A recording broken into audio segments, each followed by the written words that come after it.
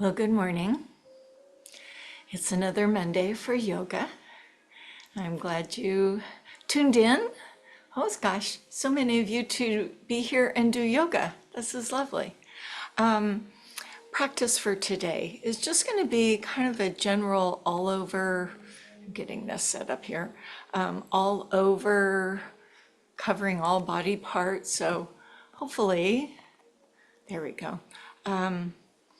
We'll be covering any of your needs. So I know sometimes there are back issues or hip issues or feet issues. Yes, I've been suffering with a little bruise in my bottom foot, but yoga doesn't seem to make it any worse. So as always, attend to yourself. So if there are things going on with your body, don't feel like you have to continue to push through it. Sometimes resting is the thing to do, but do what you can today. And if you can do more than I'm doing, like if we're standing in a wide straddle stance and put our hands on the floor, and you're inclined to want to go up into a headstand, you can do that. So I don't have my eyes on you, so make sure you're in a safe space and working within your own normal realms of practice. So we come to Samastiti, we take a few moments to ground ourselves. We'll have that Shavasana at the end, and in between we'll just kind of feel playful. Okay, so let's sit on our mat. I'm gonna sit on my blanket. I do have my block and towel nearby for whatever. Let's begin.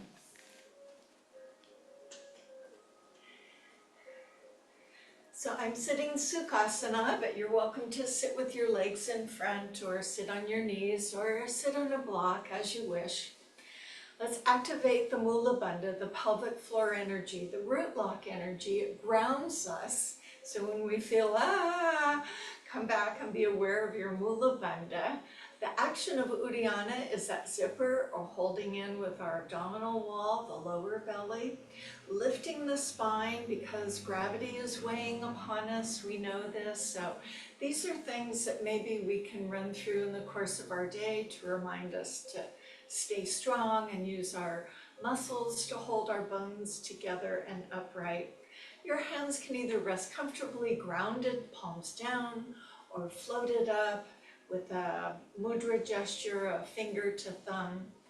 Crown of the head toward the sky, and you're welcome to keep your eyes opened or lowered or closed. And then as you come to this point, you'll probably be aware of the sounds in your environment. So that could be other people around you or outside noises. And those are going to happen in life. And our yoga practice should really allow us to come more inward. I will be talking to you, making suggestions and directions. But you focus on that inner part of you, that voice that guides you.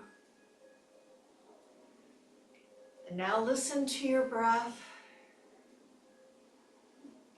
Traditionally in and out through the nose, but if you're congested, then breathe through your mouth. Feel the body expanding and contracting, opening and closing.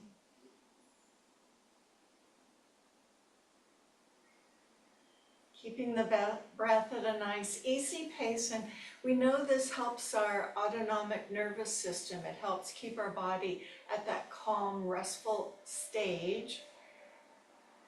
Because the other side of the coin is to be fight or flight, busy, active, on edge. So find that inner Olympian in you and find that breath strengthening and calming. And so with your next breath, sit up nice and tall, flutter your eyes open, extend your arms to the side, careful not to draw tension into the neck and shoulders. Reach through the fingers, lift through the crown of the head, root through the base of your torso. We'll take the arms up and down overhead depending on how your shoulders feel. So if you need to bend the elbows, do so. So the breath in, the arms will lift. And when your breath comes around, you'll exhale the hands down, probably touching the earth. Do this a few times. Stay strong through your core. So just the act of sitting is a strengthening back exercise. And some of you may want to go ahead and close the palms, and some of you may want to take your focus up rather than outward.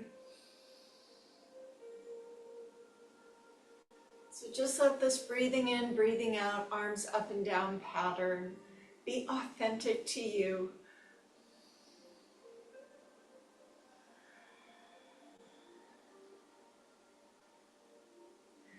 Moving one more time up and down.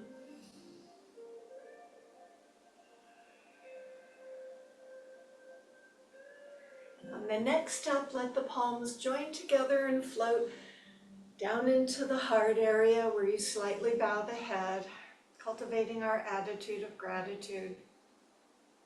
So yeah, in life things can go sideways, but here we are for every day and every moment, appreciating the small things. Maybe you have big things to appreciate.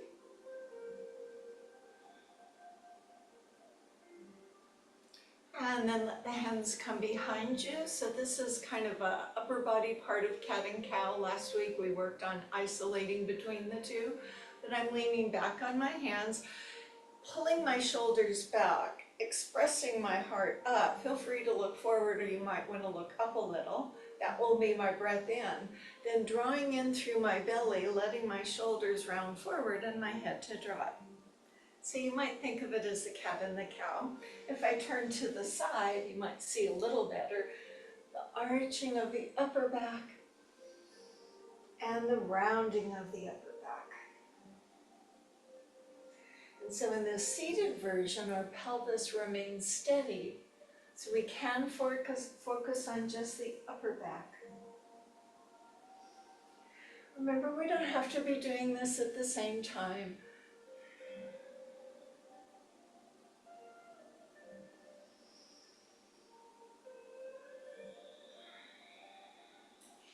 And one more time, lifting up and rounding forward.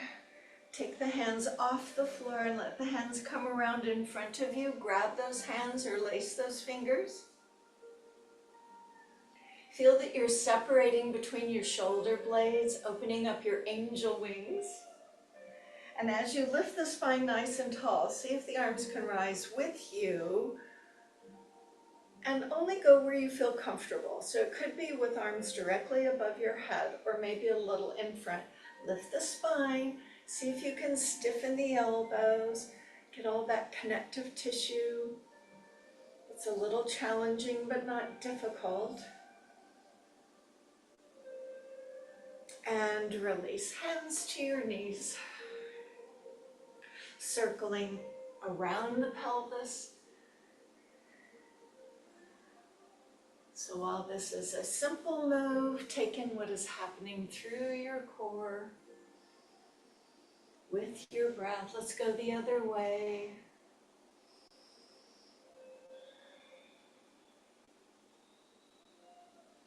And then just a leaning from side to side. So I've got my hand here to support me, and then my hand here to support me. So notice how this feels in your low back. Some of you have to be a little ginger with it, but that hand is there to support. Let's get the other arm moving up as well. Just floating from side to side. Bringing a little energy into our body and being mindful. Maybe that'll be our key word for the day, mindful. Bandha Konasana is where I'm going to come next. That means the bottom of the feet will come together. Sometimes sitting on a pillow or a blanket is a little better. If you're tight in the hips, you may look this way. If you have a little more openness in the hips, you may look this way. Now get off that tailbone and up on your sit bones and pull yourself forward through the hips and back. As I turn sideways to show you.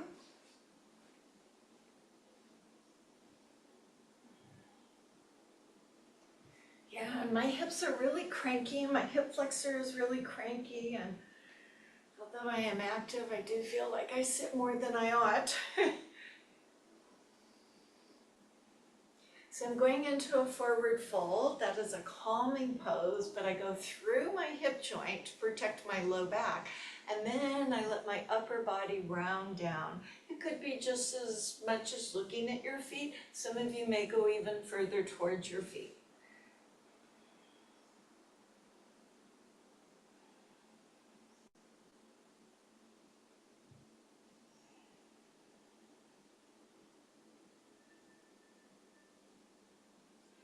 Engage Mula Bandha and roll yourself up. Give that support to your back. There's no reason to not until you come up nice and tall. I'll do my dropping of the knees with my hands behind a few times. If you don't want to be on that pillow or blanket, go ahead and move it off. Then you can come back and do a little bit of this.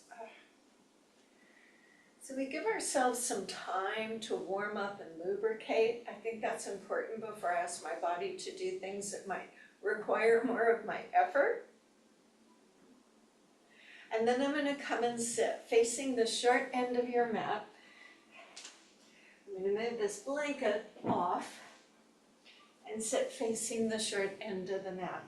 So you can hold in front of the knees or behind the knees. This is a little more for my spine. So I've got support. Draw in through Uddiyana action. Bow the head, so it's that cat roundedness. And then as if someone were to come behind you and place their hands between your shoulder blades and kind of shove your chest forward in a nice way. So rounding through back and lifting through chest. So if the hands behind your legs feel like that's a bit far for you to go, you can do this with the hands at the knees and you won't go as far.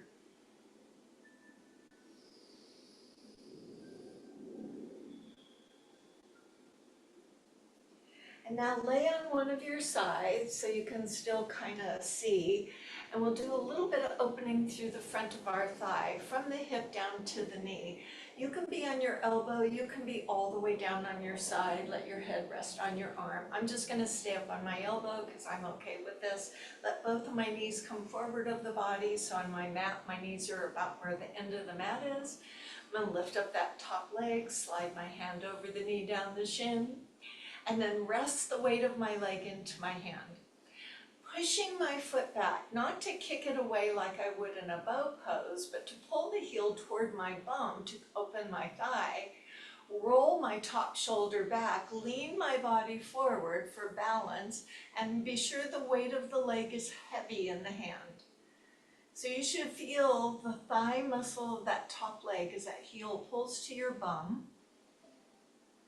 This is in lieu of laying on your belly, but we're not there yet. As I bring that knee back forward, I'm going to place the foot in front of the bottom leg, and then if you're down on your side, work your way up to sit up. Now my right bum, as I'm looking at you, is up in the air, and I'm going to push it down to the floor. If you find that sitting like this with the bottom leg bent is bothersome to your knee, go ahead and bring that foot out like that. We'll just do a short little Lord of the Fish twist. So I am kind of compressed in my spine. I'm going to get nice and tall. If your right knee is in front, grab with the left arm to hold it either with your hand, your elbow. Some people like the upper arm. We're not going to stay a long time. The right hand will go behind, or whichever leg is up in front goes behind.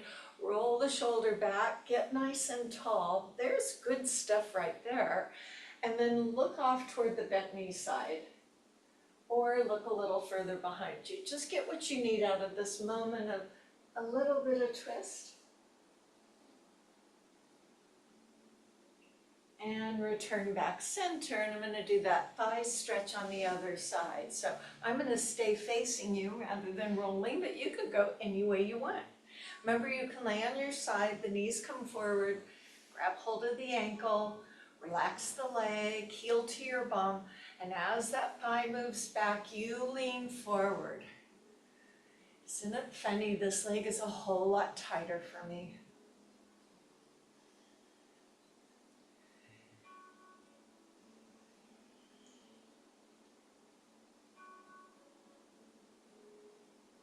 Still breathing and aware of my bandhas, even in this side laying position. Okay, work your way up, and then you'll bring that top leg over the bottom leg. Easily sit. You can keep both knees bent, but make sure your left thumb drops down. So you could be here, or you could be here. Hold with the opposing hand or elbow or upper arm. Other hand goes behind. Get very tall first. Good stuff. Shoulder back, turn to the side. Or all the way around. Nice deep breaths. How does it feel on the other side?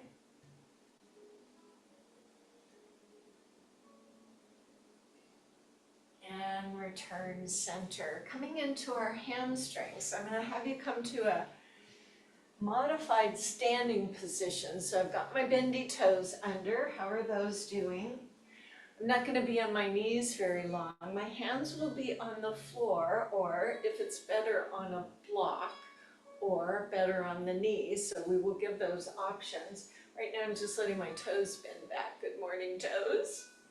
Bandhas and breaths. So I'm going to sit back off my knees, walk my hands back, and then lifting the hips, leaving my body toward the thighs. So that true Uttanasana, that true forward fold. So lifting up my hips, looking at my toes, looking through my legs, and coming back down. If coming down is too much compression for your knees, deep knee bends are not in your vocabulary. Once you get yourself up, transition your hands to your thighs, try and straighten the leg, and then just return to here. So a more modified variation using a squat rather than a deep knee bend. So I'm just bending in, bending out, being a little dynamic in my moves. I haven't done much for my hamstrings this morning, so they tend to be a little on the stiff side.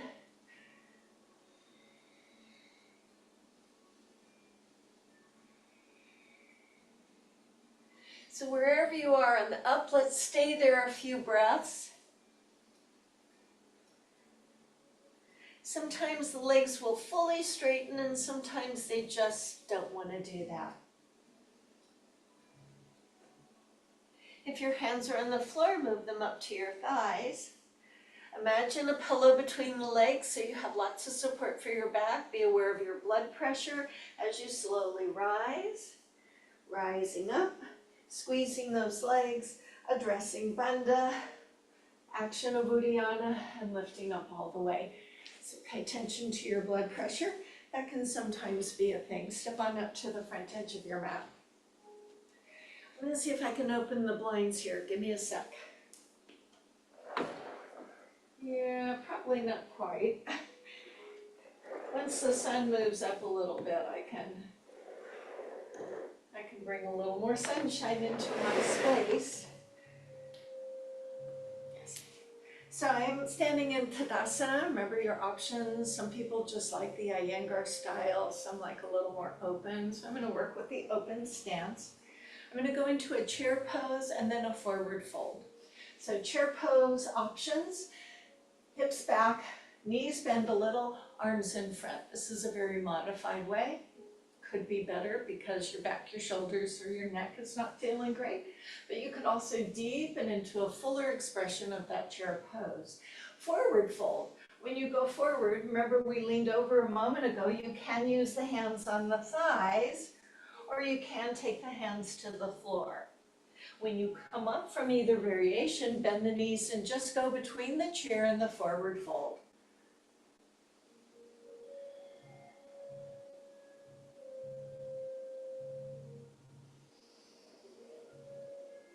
Now find your own beautiful way of getting from one to the other position. I'm kind of working with dynamics here rather than static holding, the long holds that sometimes we do in the yoga practice.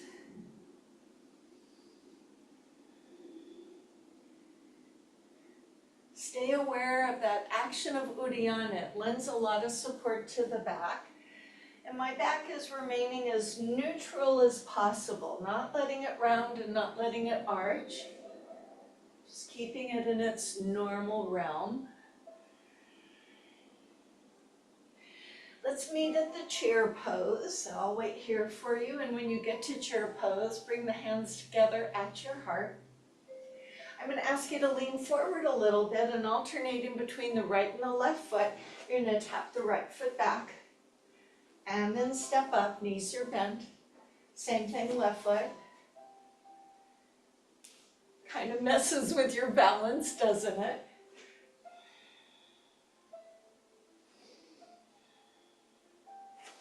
Remember that leaning forward is really the key in helping you step back.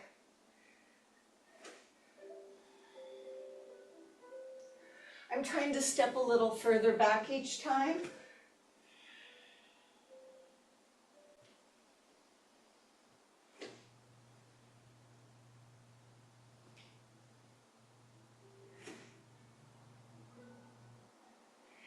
Hold your feet together, burst from the earth, lift to the sky. Open the arms, careful with the space. Hands on your back, feet step apart. The entire edge of your foot is at the edge of the mat, so make sure that heel pushes out and make you feel a little turned in. So I'm going to move the hips around. Notice how my low back is feeling. Go the other way. So we have talked about how when I lift my chest, the traditional arching of the back happens in the upper back. The lower body doesn't participate. However, if you're a person with spinal stenosis or other things going on in your back, nobody wants sciatic issues. I always propose that the hips can shift a little forward. Then when you lift up your chest, you have a pretty much of a curve rather than a back bend. But some people can do back bends with no issues. So understand your own back situation, and we're going to lift up the heart, or if you need that pelvis to slightly move forward. Just understand there is a difference. As I bring the heart forward, hands slide down my legs, I go through the bookshelf pose. Remember with bookshelf, those elbows are straight. Some people just have the elbows bent. Lengthen your spine, crown of the head reaching outward. Tailbones lifting upward and separate your pelvic bones. Slide over the knees toward the shins. Some of you may go to the ankle, some of you may be with your hands on the floor. It doesn't matter.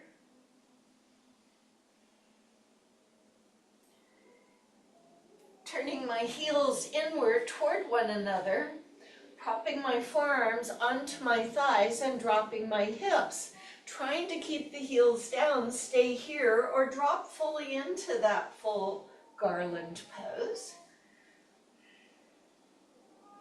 Sometimes this is not very comfortable, so if this is the better option, it's a good place for you to be.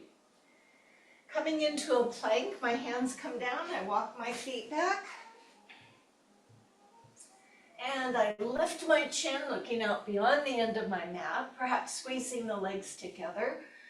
Aligning my shoulders over my hands, imagine a pillow between the legs, that's pretty helpful. Lift your right foot, put it down.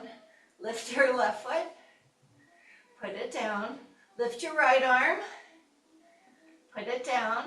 Lift your left arm, put it down. Knees come down, child's pose. So for some people, wrists can be tricky, so if you need to move those wrists around. Child's pose varies for people. You can kind of squirm and wiggle around or just stay steady. You can let your wrists move. You can place your hands wherever you want. And of course, child's pose is a position anytime during a practice. If you just feel like, things are a bit much, come back, get with yourself, breathe, join up when you're ready. Coming into our downward dog, and we're going to come into a small dog because we're going to be on all fours first. Turn the toes under, lift the hips up, keep your knees bent, push with your arms. Come back as if you're going to come down on the floor, but don't touch your knees, just almost touch. Back to that bent knee down, downward dog. and back, almost touching the knees. So continuing our movement, using your breath.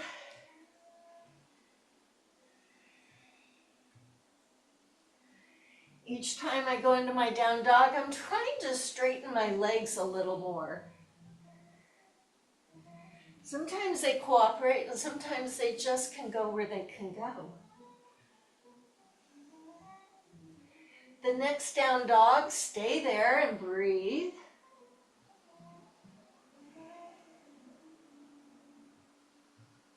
Walk your dog so that one knee bends, the other leg straightens. Raise both heels up, bend the knees, sit back, look forward to your hands. As it works for you, walk, step, or jump to your hands. Come to your chair pose, so find that chair pose of your own making.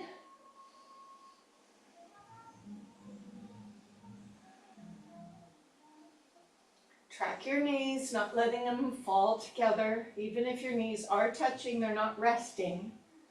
Burst from the earth, lift to the sky. Return to Tadasana. Make sure you're at the front end of the mat. Arms lift as you breathe in. Circle around when you breathe out. Touch the back of your hands on the earth. Lift your arms to a chair pose. Lower your hands to your thighs. Both hands on your left thigh. Right foot steps back. I'm leaning forward. I'm going into a warrior three. I'm going to take it from the ground up. So I will make a tripod with my two arms forward and my left leg back behind. That causes my back leg, your right leg, to lift. Look under your body and see that that back foot toe is pointing downward. If you were ready to progress, bring your left arm up along your side. If you're ready, then progress. Take your right arm up along your side. See if you can stretch yourself out, visualizing yourself into a letter T. Breathe. Bring the hands back down, touch the toe back down. Stay on the ball of your foot. Use your thigh to right yourself into the crescent pose. Now that was a surprise, right? Arms extend forward, front knee bent. Squeeze that back leg straight. We'll go back and try the warrior three again. And if you fall out of it, it's okay. Your body is learning new tricks. Lower the hands, lift the back leg, raise one arm, stay there. Consider lifting the other arm and lifting your chest, visualizing a letter T. Some of you will put the arms in front of you. Lower the hands back down, touch your back foot down. Walk your hands to your thigh. Rise to the crescent pose as your back heel up. This is not a warrior. One more time. We should do this one. Tripod. Back leg lifts. Left arm lifts. Perhaps the right arm. Lift your chest. Consider the arms going forward. Step back down. This time, come into a plank position. Move your front foot back. From knees or toes, lower the torso. Breath in, a baby cobra, a cobra up dog, and come down. So that's your choice. Once more, going up and coming down. Toes under from the knees or from the thighs off the floor. So either up here or here. Lift up your hips first, press to your arms second, downward dog, adjust your feet. 2 breaths. And when I say adjust your feet, I'm really telling you to move them forward a little bit. Raise the heels, bend the knees, sit back, look forward, walk, step, or jump to the front of the mat. Come to a chair pose. Watch your blood pressure. You don't have to change ends of the mat. I just think it's easier for you to see me. Burst from the earth, lift to the sky, become the mountain. Heart rate should be going up a little bit. Arms lift as you breathe in. Circle them around when you breathe out. Touch the back of the hands on the earth in front of you. Lift into a chair pose. Hands to your thighs as you hinge forward. Both hands on your right leg, left foot steps back. I'm going to create the tripod and do the series on the other side. So hands go forward. That means the back leg comes up. Look under your body for a moment. Point the toes toward the floor. Legs straight. If you're standing on the right leg, the right arm comes up. Conversely, if you're doing the other leg. If you want to try and bring both arms up, lift. Arms can scoot back for those with back issues or forward for those who prefer. Come back down. Ground the back foot on the ball of the foot. Work your way up through your thigh to the crescent pose with arms extended. And breathe. 1 of 3. Back to Virabhadrasana 3, that warrior 3. Place the hands, lift the back foot, engage your glutes, engage your core. Remove one hand, consider removing 2 hands. Make that letter T. Arms back or forward as you wish. Lower the hands, step the foot back. You're at hip distance. Hands up on your thigh, crescent pose. Getting better. Giving an effort.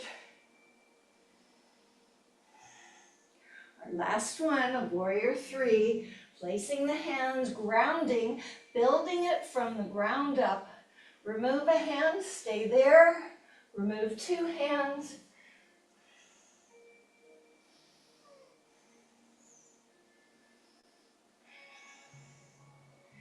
Return your hands, step into a plank position.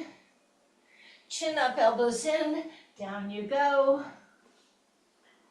Baby cobra, cobra up dog. And down, let's do that again. Initiate with the muscles in the back. Inhale, lift. Exhale, lower. Toes under, hips up from the knees or from the toes. Press off the mat. Downward dog and adjust your feet.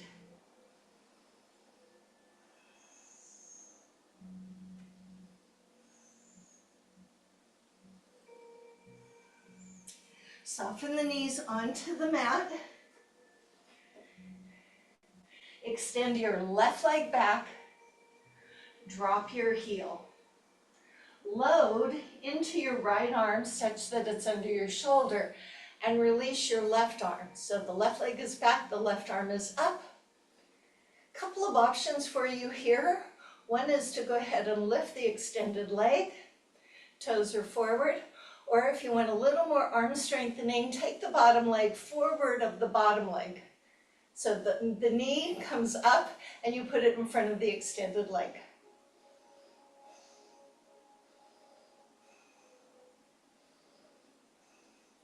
Release the knee. If you lifted it, turn back to all fours and drop your left knee. Right leg drops the heel. Make sure you load into your left arm with the alignment of shoulder and hand as the right arm reaches up. If you're on the other side, just translate to the other side. So you can stay here. You can consider lifting the extended leg, or for more arm strengthening and side arm balance, take the bottom foot, the knee up, and put it in front of the bottom foot. And breathe. Bring the bottom knee down if you lifted it. Pick the back heel up. Let's go to a downward dog. Child's pose, always an option.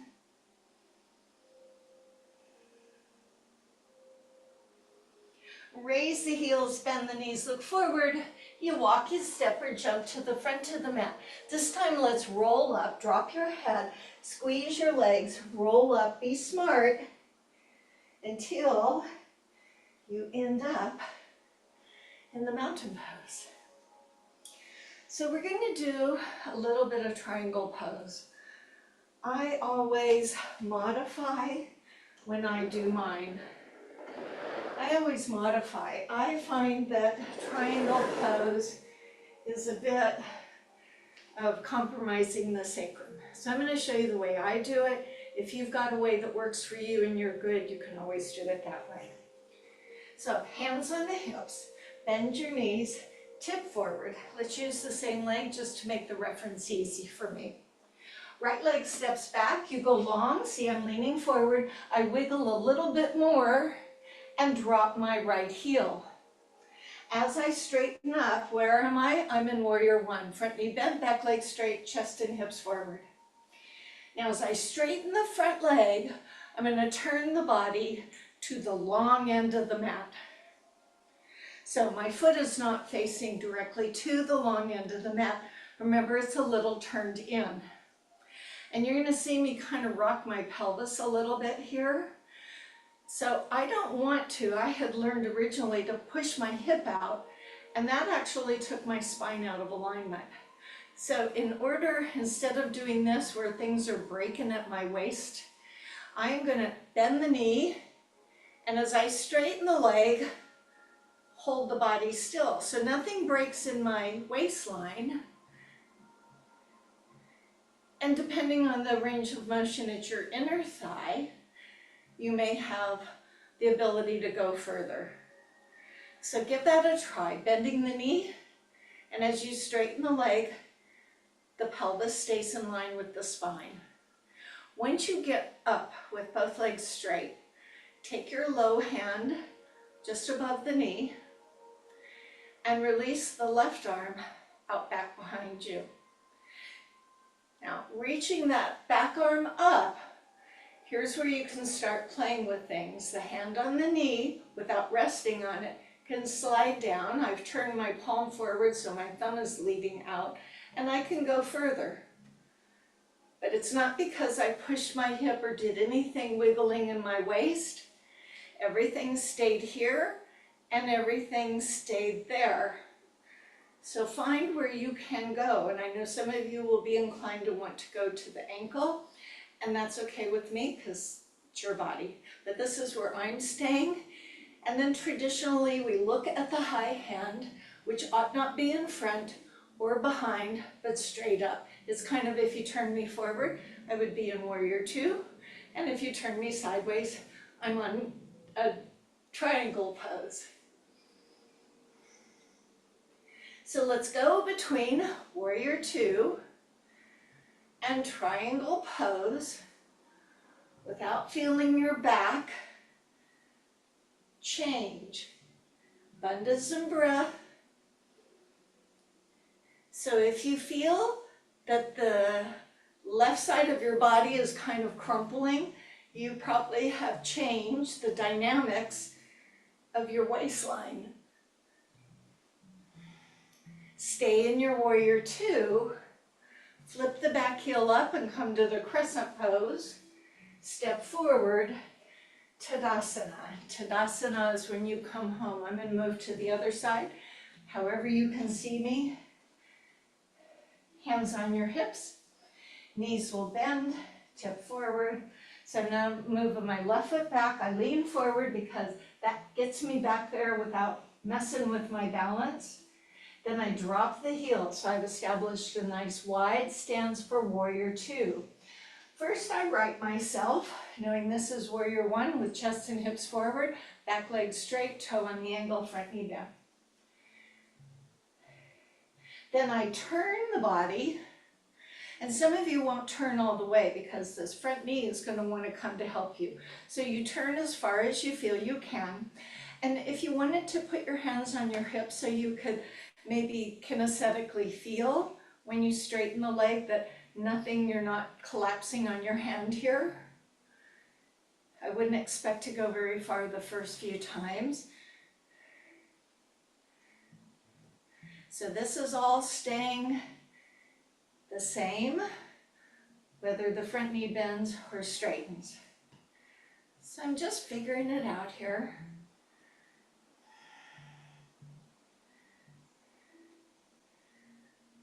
So you're feeling those pulls. Let's stay in the front leg straight position and release the low arm about at the knee. I have the palm open towards you and the thumb forward. Careful you're not collapsing in under that arm. Release the other arm and reach it up. Now, a very extreme version of this is to take both arms over your head. I'm going to show you, but I really would prefer you not do it. But this is really an extreme version of it, and it takes a lot of core work, and it's a lot of demand on the back. So really all we want to focus on is not doing this, even though everybody wants to go down and touch that foot. See if you can maintain proper form. Okay, warrior two, look forward. Triangle pose, neutral spine. Play with your focus, looking forward on warrior two. Looking to the high hand on the triangle. That'll mess with your balance, right?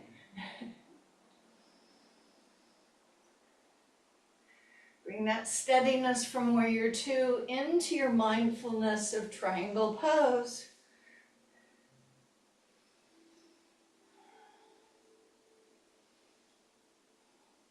And one more.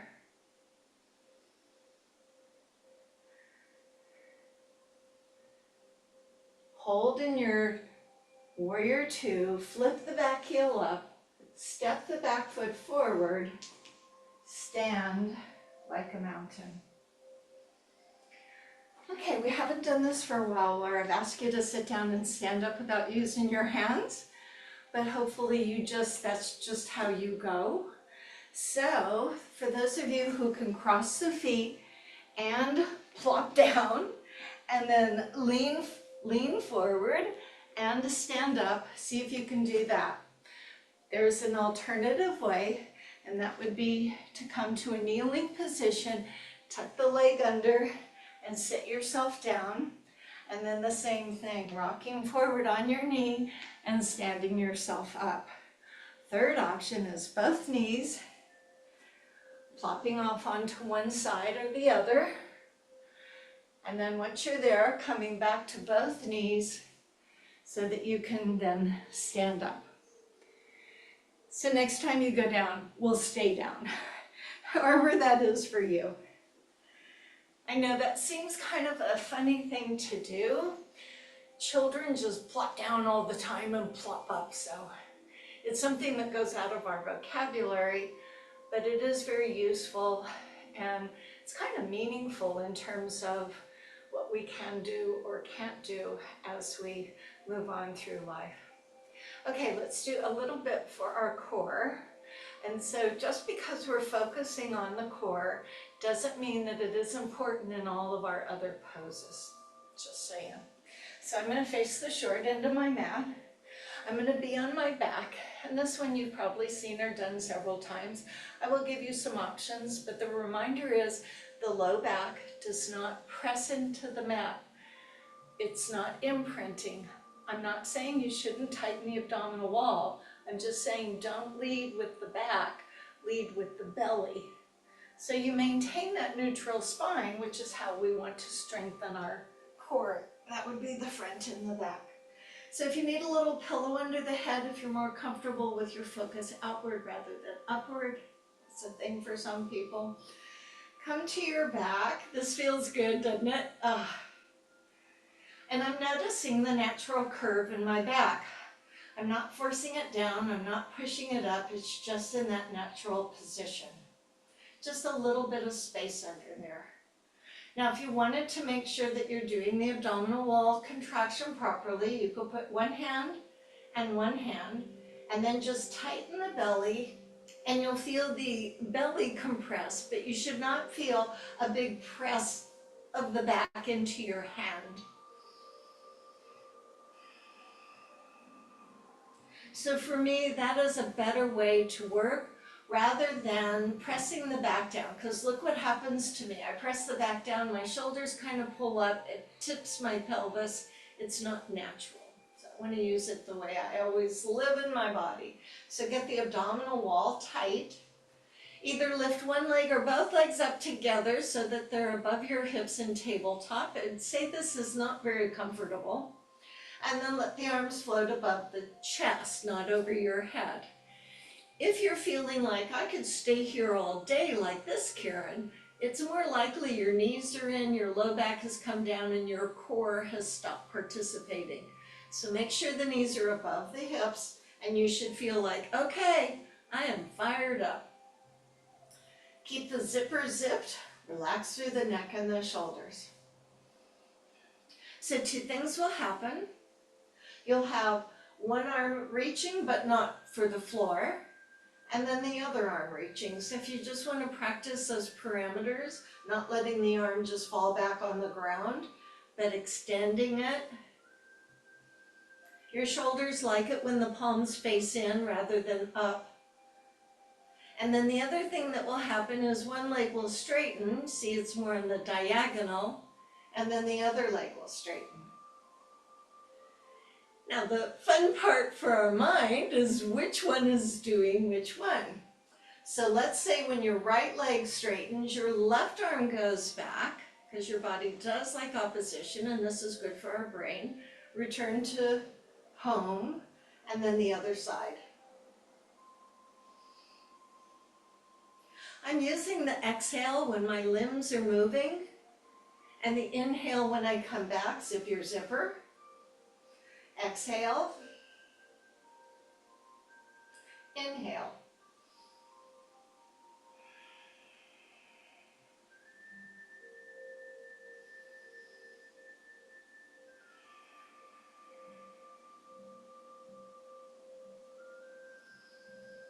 One more and we'll take a little break.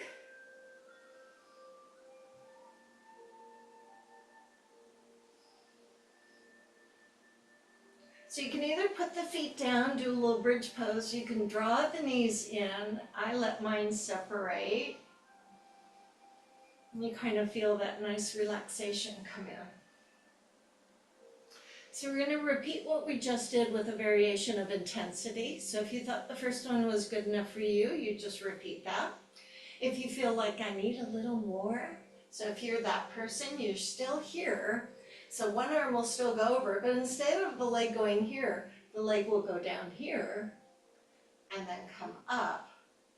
And it's really about holding and only letting one arm and one leg move at one time. So go ahead and zip your zipper, action of Uddiyana. Keep that neutral spine. Work the leg at a space that feels appropriate for you and your back as you strengthen through your midline.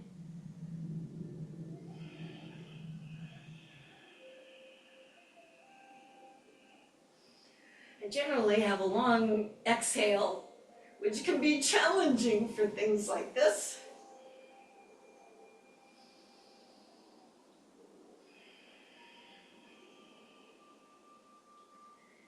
And when you need it, go ahead and give yourself that rest.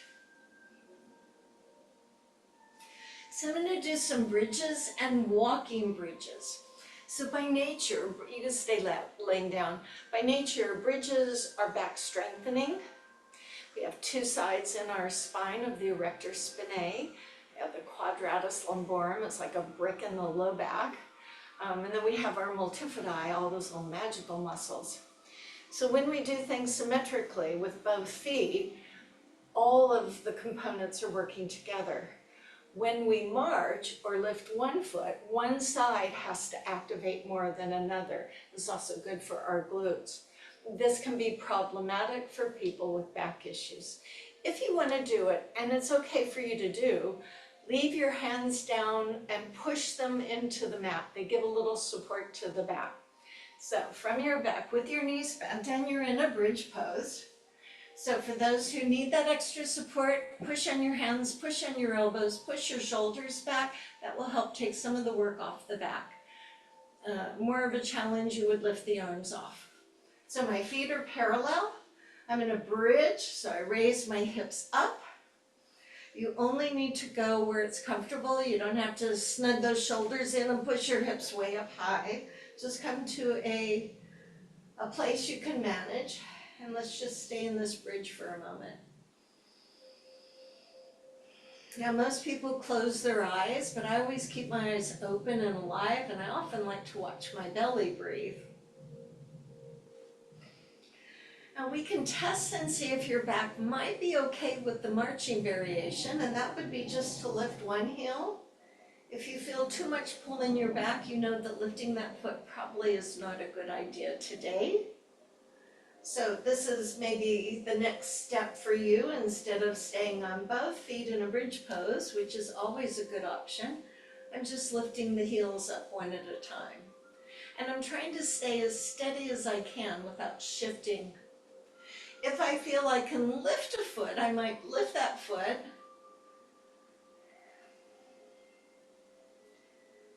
And it's not how high the leg comes. I don't need to bring it up here, though you certainly could. It's about tempo, so I'm not marching fast. Yoga tends to be a little on the slow-mo side.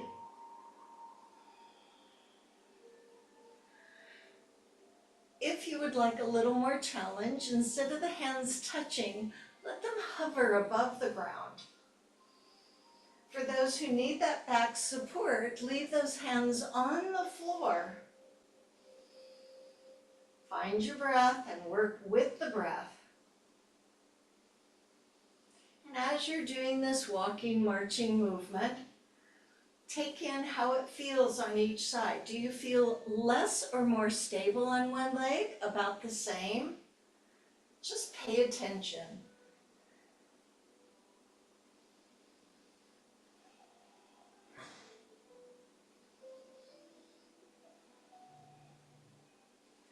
Anytime you need to just stay in your bridge pose, you don't have to keep walking.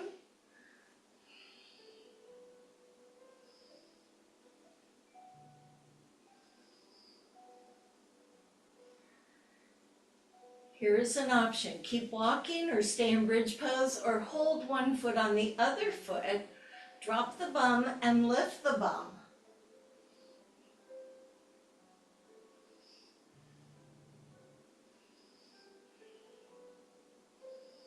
If you feel that you need that back support, the hands come down, giving that support.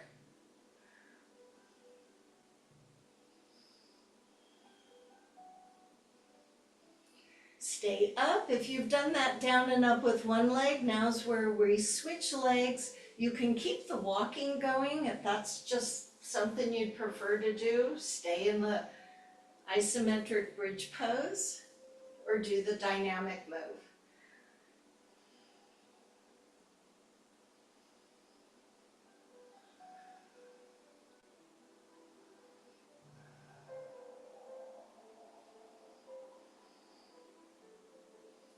Let's all return to our bridge pose, hands down. For those who can, make a little bit more, press the hips a little higher, sometimes snugging the shoulders, grabbing the hands together and pressing up. This is not for everybody, but for those who wish, come into this high bridge pose.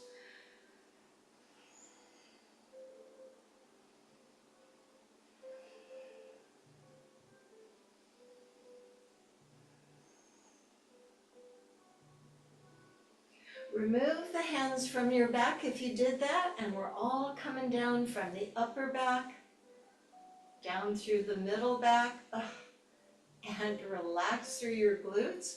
Widen your stance. Can you feel the edges of your mat with your feet? And gently do the windshield wiper. I say gently because those with back issues really have to be a little careful as this stretches through that low back.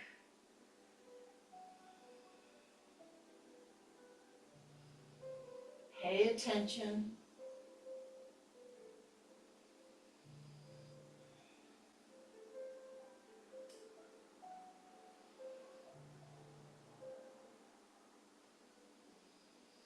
So I'll bring the knees into my chest, and I can either rock and roll and come up, or I can roll to my side for a little easier way to come up. So if you wanted to rock and roll a few times, it doesn't work for everybody. You can rock and roll until you make your way all the way up. Sit in a wide straddle. Here's where bringing your blanket or your pillow back might be helpful so that you're not leaning back toward the tailbone, dumping into your low back, but you're up on those sit bones. Here's where I reach in and move my buns away. So I was teaching an in-person class the other day, and another person just automatically did that. Once you do that, you just kind of know how it's supposed to feel, so you do it. But I always tell people it's a good way to get off your tailbone. Try and keep the toes up. Don't worry how far out your legs go. You've just got to work on the inner thigh opening. The hands go behind. The heart lifts up. So lots of integrity in our spine. Feeling rather light, and sometimes just this will open up the inner thigh. Some of you are going to need more, so use the hands and hinge forward through the hip. Some of you may take the hands away because they're not necessary. If you let go with your hands and you kind of move back, it's best to just keep the hands there, but for those who can put the hands in front, lower the elbows. And then there's those who just lay down on the floor. So you be you, I'll be me.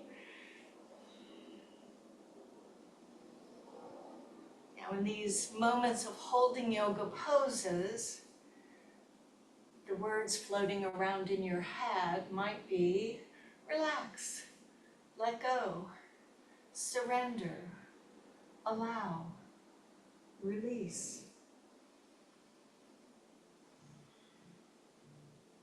And given the time and the mindset, you may find that you can move a little further into the pose.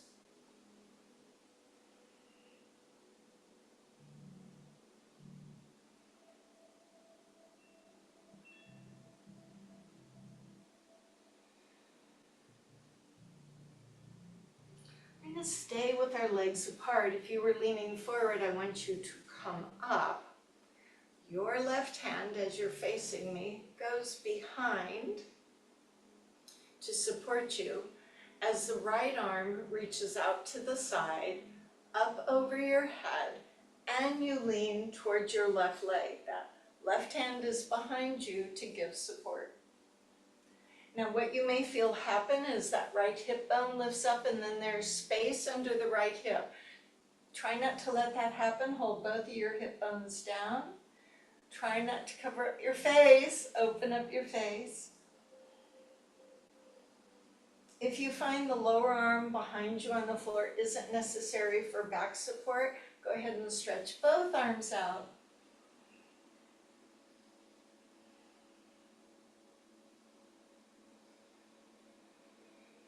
Release the high hand, and you naturally make your way up. So the reason the hand is behind is it gives back support. If you're strong through your core and you want to extend the arm out, kind of like I was showing you in the triangle pose, it's kind of that same thing.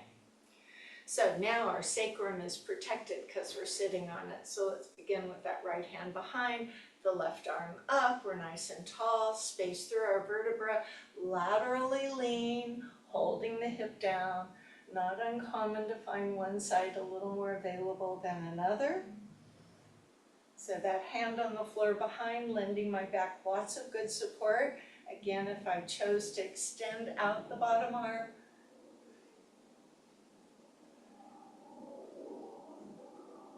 the top arm sometimes turned into a ballet arm. If you can squeeze it a little straighter would be better.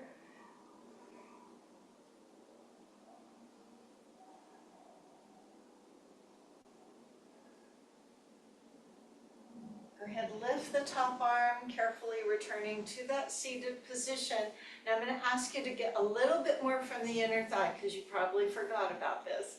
So leave your hands behind you, lift up your bum and scoot forward a little bit. So lift up and scoot forward. It puts quite a open-eyed face on you. And then maybe lean a little bit more. So just asking a little bit more, nothing too far, too fast, too soon, I'm fond of saying. Rolling myself back, and let's assist by lifting the knees and bringing those legs together. So our next one is going to be for the outer hip, and laying on your back is probably the best and safest way to do it. So I'm going to show the seated one first, but you can translate it if you were to lay on your back. And here's where having a strap or even just a little towel can be useful. So if I'm seated, I would cross one knee over the other knee and place my feet out to the side. So we know this is Gomukhasana. So my feet are not back by my body, they're out to the side. I'm on the long end of the mat, so each foot is in a corresponding side, and my knees are stacked. And then I sit up nice and tall, and oh my goodness. So that's the seated version, but if you're looking at this going, yeah, I'm not doing that one. So you can do the same thing. You get on your back, you cross the leg over, and if it's hard for you to get that leg that's the furthest away from you, that's where you put the strap or towel around it. And then instead of having your feet on the ground, you hold on to those feet and pull them down. So it's like you're sitting on the ground doing what I was doing. Now, for those of you who might be doing this from the back, make sure that your low back isn't dropping and your bum is coming up. Drop that bum, and the knees are not so bent that your feet are by your side. So just showing you, there are different ways, and each one offers something a little different. So the protection for the back and the mobility of hips, the back laying on the mat is good. If you can access this, some people do this little fun version. They do the 2-finger lock, grabbing the big toes, lifting the spine up, and pulling themselves forward. Oi, oi, oi. So the fun reason I do this is it gets both hips at the same time.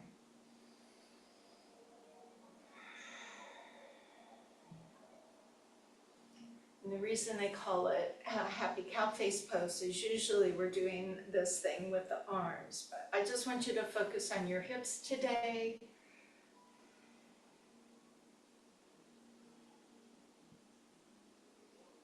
Again, those words relax, let go, release. Sometimes the hips go, so what do you do with that?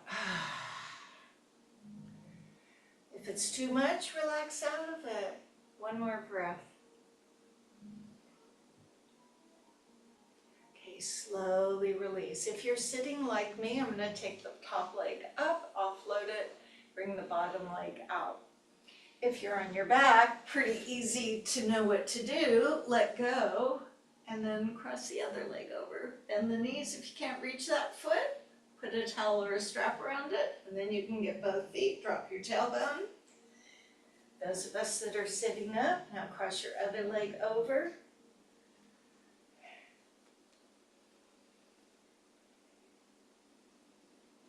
It's so different on each side. Do we all agree? Yes. Lift up nice and tall. That can be all you need. You could lean forward. You could do the 2-finger lock. Ugh.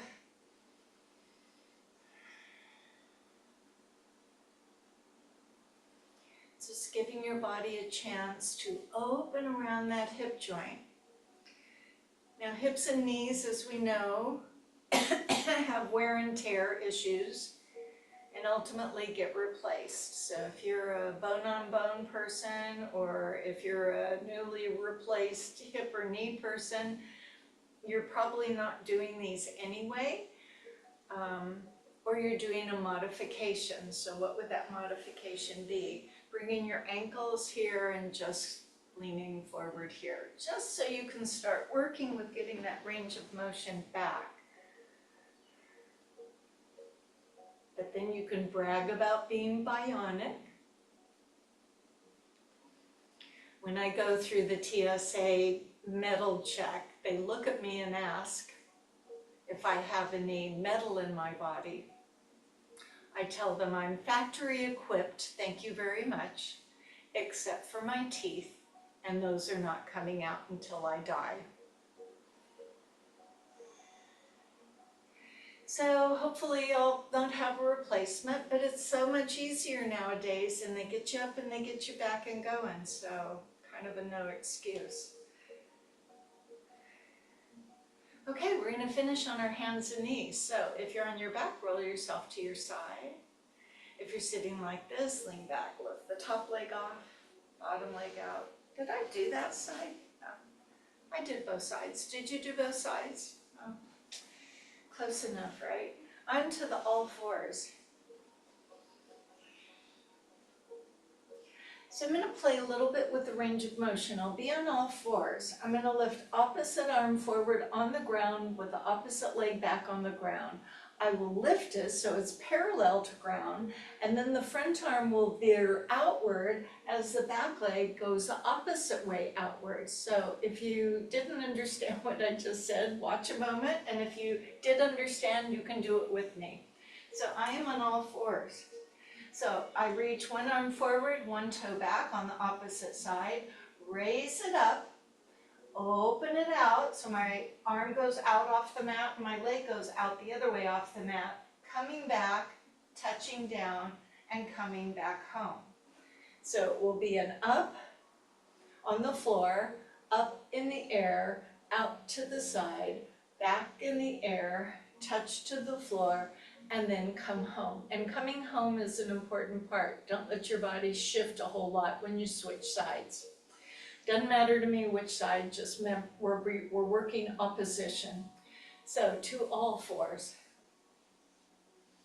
Opposite arm, opposite leg, floor, and lift, and open, and return, and touch, switch sides, floor, lift, open, close, touchdown, switch once more, opposite arm, floor and leg, lift, open, close, touchdown, switch, reach, lift, open, shut, touchdown, child's pose.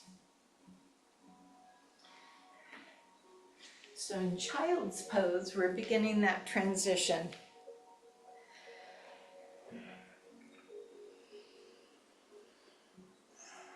As you come up from child's pose, having stretched out your back and nurtured that calm side of you, let's set up for Shavasana. So Shavasana being that space where we have calm and quiet for a few moments. Don't forget the surroundings. As we know, up here in the Seattle area was anything but quiet over the weekend. So you can, if you want darkness, you can put the towel or something eye pillow over your face. You can lay on your back with your knees supported for the back. You can lay on your side, you can lay on your belly. So we take this time to try and find that quiet path into ourselves. And so as you rest on Mother Earth and relax the neck, the head, the shoulders, the back, and dwell on your breath, being aware of every inhalation and every exhalation, feeling the soothing that comes from the breath.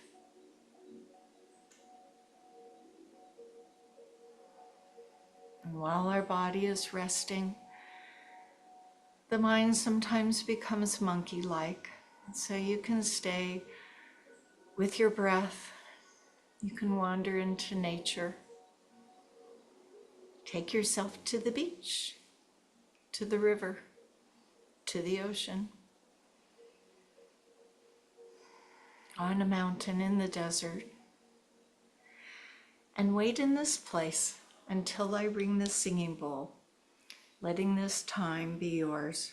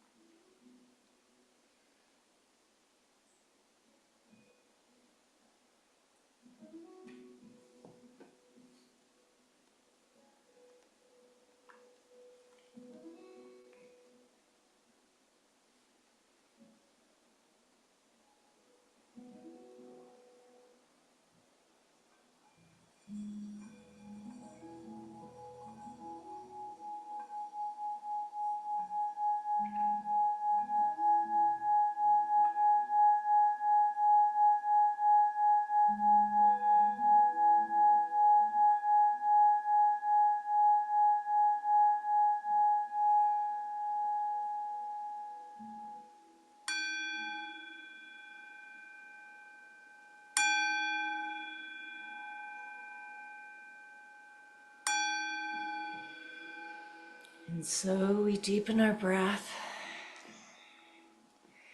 And maybe we wiggle our toes and our fingers as we come back from that little visitation to the land of quiet and calm. So you can stay as you are, roll on your side. And my thoughts today, a quote from Miss Shirley MacLaine, who said, "I'm in love with the potential of miracles. For me, the safest place is out on a limb." And if you remember, that was the name of her book. So miracles do happen more often than we think, but we have to be open to their possibilities to experience them.